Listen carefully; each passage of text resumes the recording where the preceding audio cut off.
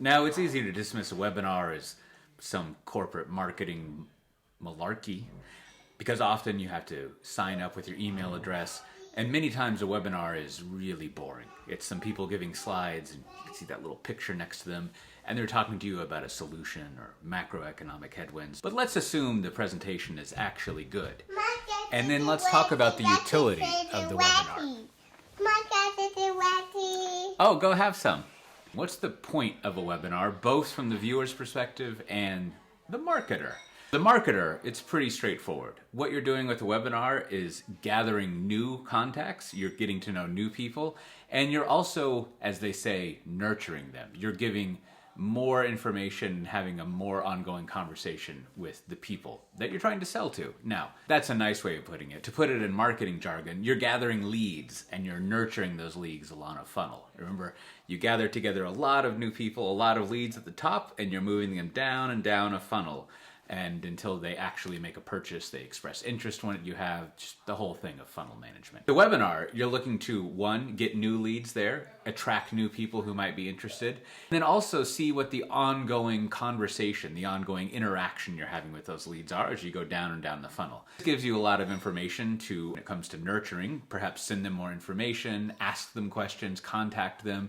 It gives you a lot of information about that person if you want your salespeople to go in there and talk with them more, right? You just get more intelligence, I guess, to put it in kind of a creepy way, about what people are doing. Now for the viewers, it's just like any other source you have. It's a source of information. Oftentimes, because there's a more commercial nature and a more lead generated nature to webinars, you get the chance to have higher quality content that you may not be able to get for free in YouTube. For example, I'll say we, because I work at a vendor and do a lot of webinars. We often pay industry analysts to come on and go over what would otherwise be for-pay research and opinions that they would have. So you get free access to industry analysts. There's often customers that we bring on, people who are actual practitioners who have done things that wouldn't have otherwise done this type of thing on their own. So you get that kind of learning and knowledge from it. You, of course, can find out about the products that we're trying to sell. We're sometimes way too good at that in webinars, going over it. I did a 3-part series of webinars recently where I was talking about cloud-native applications and financial institutions, banks, insurance companies, things like that. And I did this with someone who used to work at a large bank, big Swiss bank, UBS, and we went over how cloud-native architectures help out with security, innovation, and also how you can start to think about how you fix legacy problems that you have. I like to think it was genuinely helpful because I did it with my buddy Darren. It's actual useful educational information to help you out. And of course, we talked about why you should become customers of ours, why our stuff is the best. Also during these sessions as a viewer, you often get the chance to ask questions, and these can be questions on any topic. We may or may not answer them.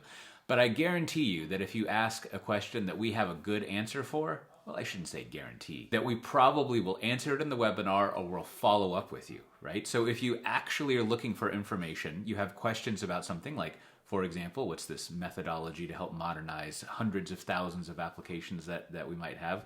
Not hundreds of thousands, but hundreds or thousands of applications. You can ask that question and we'll either answer it during the webinar or afterwards.